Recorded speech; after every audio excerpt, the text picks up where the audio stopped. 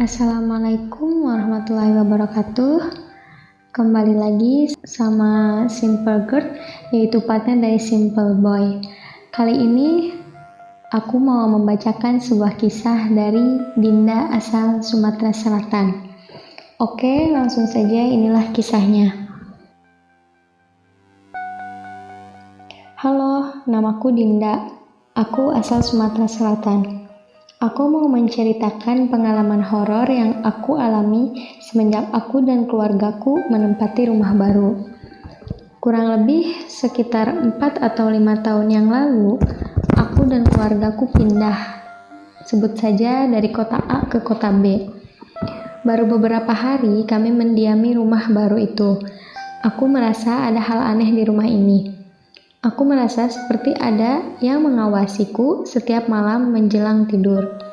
Rumahku memiliki 2 lantai, dan aku sering mendengar suara-suara aneh dari lantai atas yang otomatis mengganggu tidur malamku.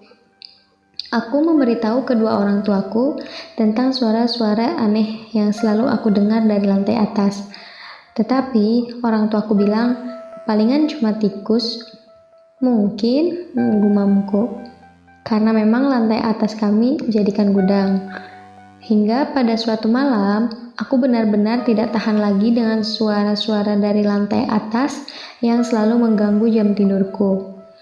Lalu, aku memberanikan diri untuk naik ke lantai atas. Waktu itu, kira-kira jam 12:30 malam. Setibanya di depan pintu gudang, perlahan-lahan kubuka pintu itu. Tiba-tiba, aku melihat sesosok wanita bergaun putih sedang duduk di lantai sambil menundukkan wajahnya. Aku kaget, takut, panik, semuanya bercampur menjadi satu. Kakiku pun bahkan gemetar. Tetapi aku memberanikan diri untuk bertanya,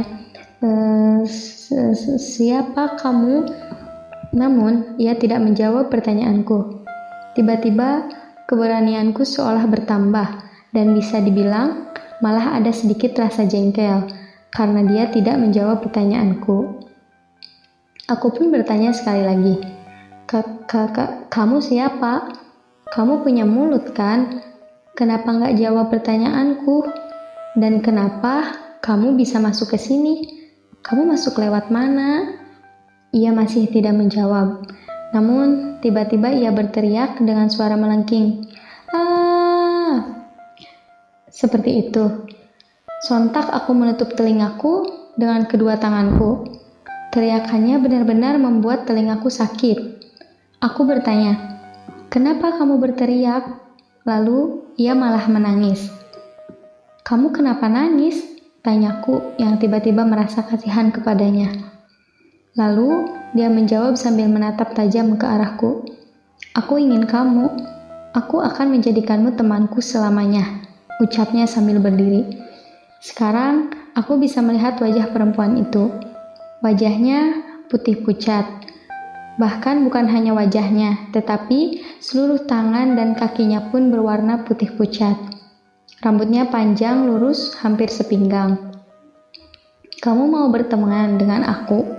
Kenapa kamu gak bilang dari tadi? Tanyaku sambil berjalan menghampirinya. Lalu aku memegang tangannya. Kenapa tangan kamu dingin banget? Tanyaku. Karena aku sudah mati, jawab dia sambil menundukkan kepalanya. Gak mungkin, aku gak percaya. Kamu pasti bohong, ucapku. Terus dia bilang, aku tidak berbohong. Kamu harus jadi temanku selamanya. Kamu harus mati, ucap sosok itu sambil melotot kepadaku. Enggak, kamu gak harus ngebunuh aku. Kamu boleh jadi teman aku tanpa harus ngebunuh aku. Aku mau jadi teman kamu, ucapku. Lalu ia berkata, baiklah, tapi kamu tidak boleh berteman dengan siapapun selain aku. Tapi, ucapku. Tidak ada tapi-tapi, bentak sosok itu. Dan aku tidak punya pilihan lain selain mengiyakan permintaannya. Dan sejak hari itu, ia selalu mengikutiku kemanapun aku pergi. Awalnya, aku takut dengan kehadiran dia, tapi lama-lama aku menjadi terbiasa. Bahkan saat aku menulis kisah ini, ia masih berdiri di sampingku. Sekian, terima kasih buat channel Simple Boy yang udah membacakan kisahku ini.